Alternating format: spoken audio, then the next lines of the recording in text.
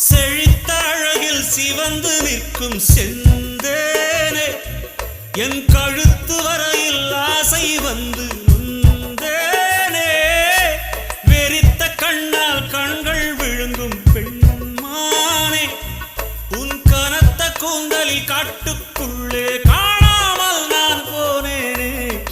இருதயத்தினுள்ளே ஓலை ஒன்று கோதிக்க எந்த மூடி போட்டு